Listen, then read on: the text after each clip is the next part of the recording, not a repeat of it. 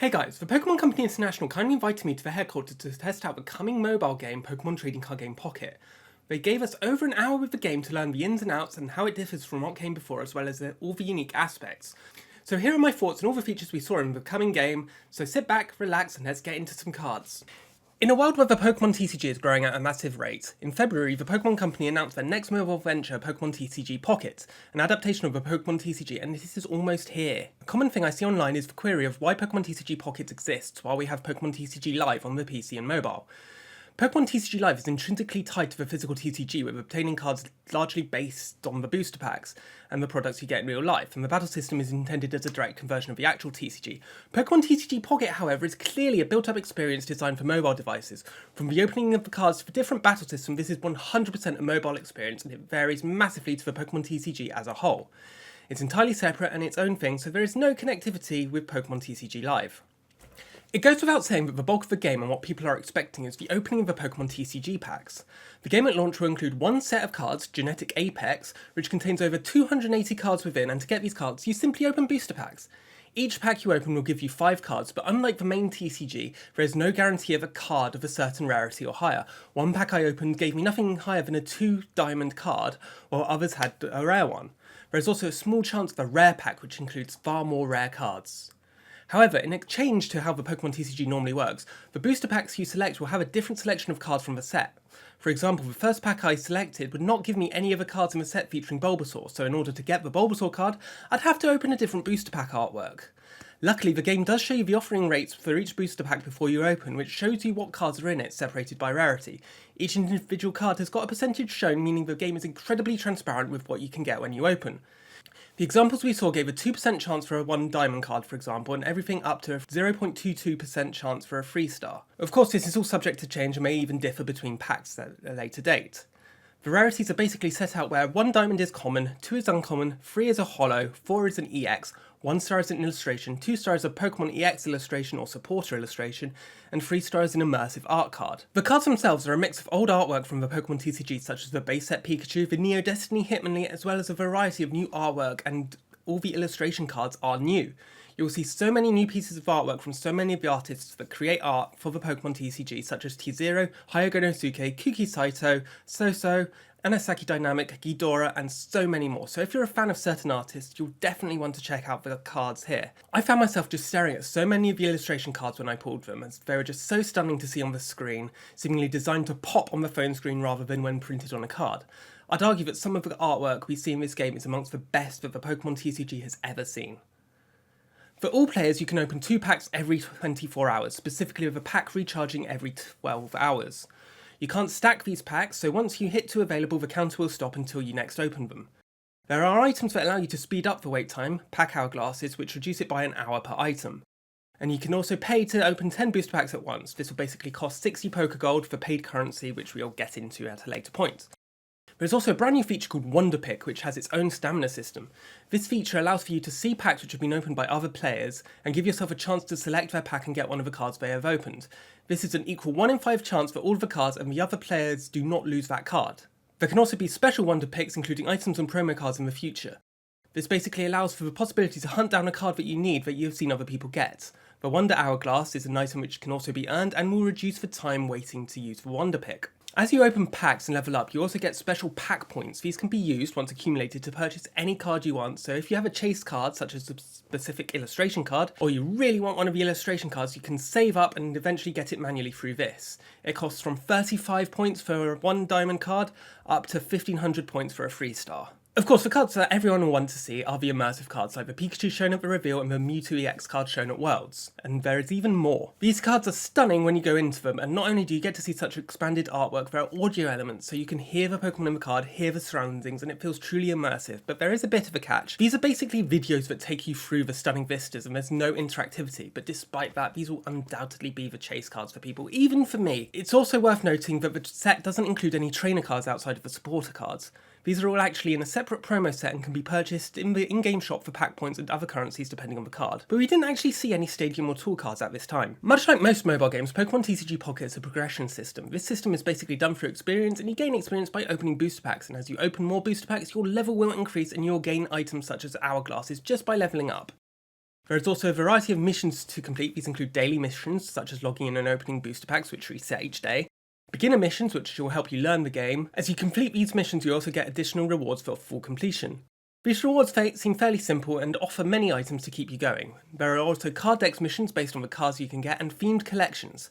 Themed collections are based on the set and will give you items for completing. These missions are ones such as collecting all the Pokemon you can find in the Safari Zone, all Kanto First Partner Pokemon, and so forth, meaning there's always a goal to hit when you make your collection. The rewards did seem plentiful from our short time with the game, but that could just be how it starts, and when you get through the game, they get a bit scarcer as you're more complete with the sets.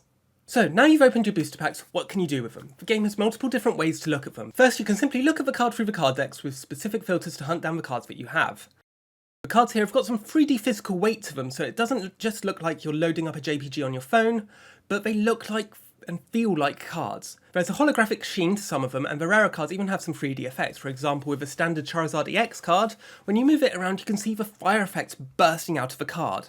This can be taken even further. If you have multiple of a card, you can add some personalisation using the Shine Dust item that you get from completing missions.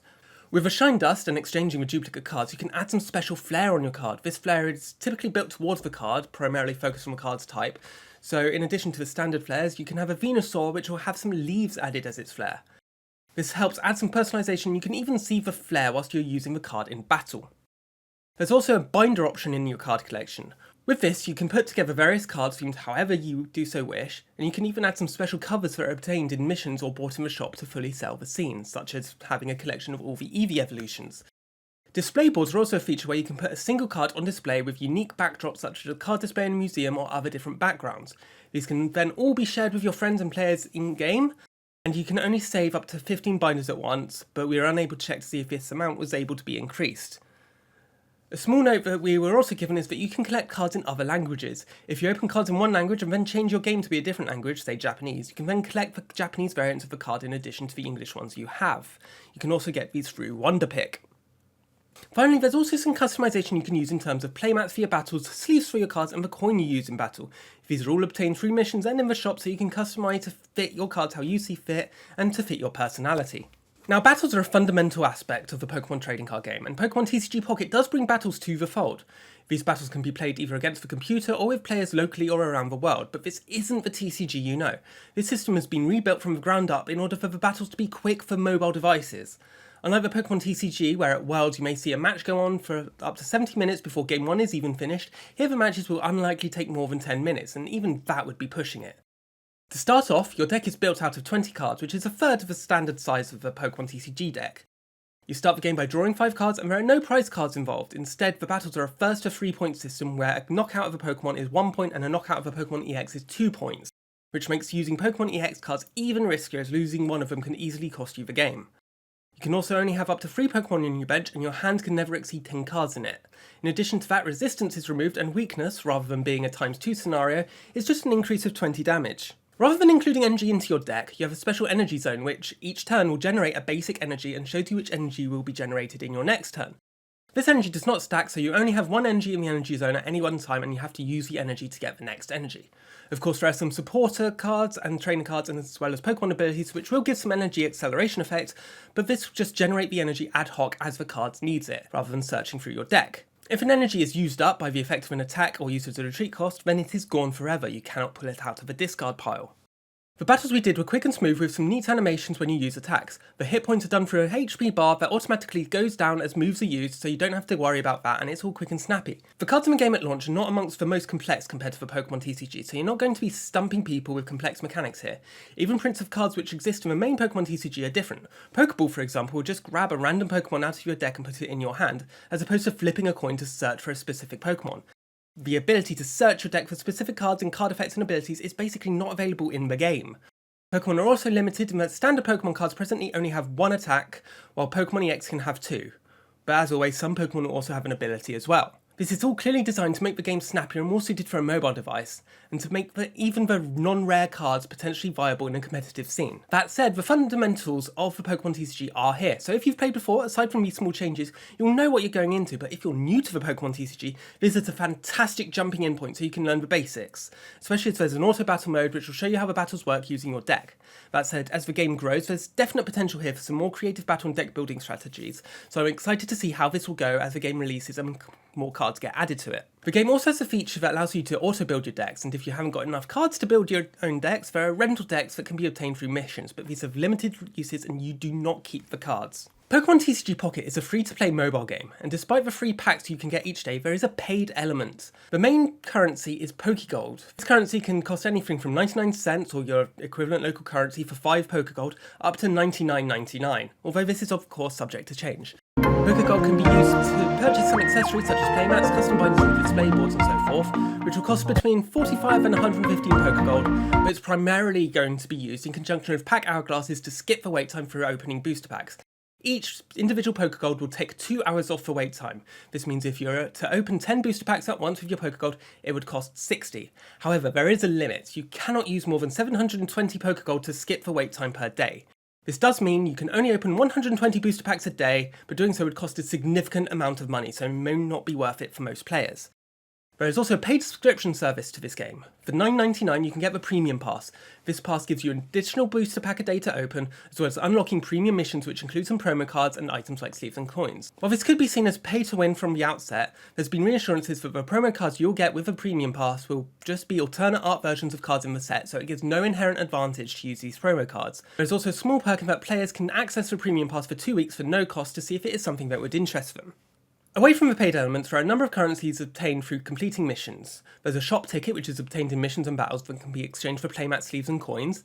An emblem ticket, which is obtained by completing dex missions and themed collections, which allows for you to get an emblem of a card to put on your trainer profile.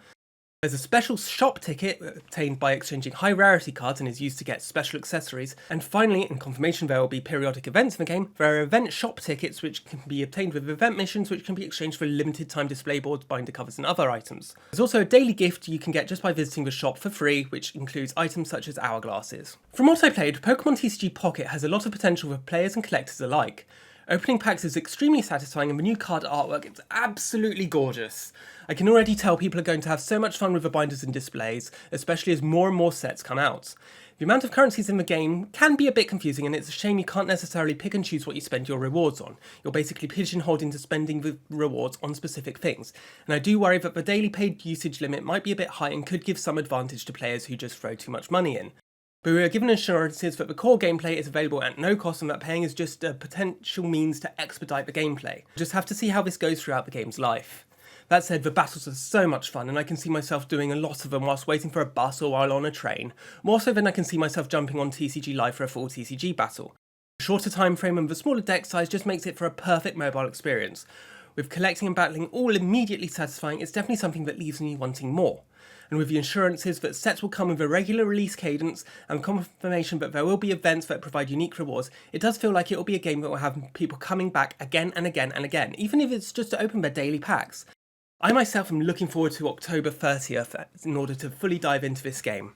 So let me know what you think of Pokémon TCG Pocket. If there's anything else you want to know, you can check out everything at cerebi.net. I will be covering this game completely in full, so be sure to check out our coverage as the game launches. And if you've liked this video, press the like button, share with your friends if you haven't already, press the subscribe button for more Pokémon videos, and I'll see you guys next time.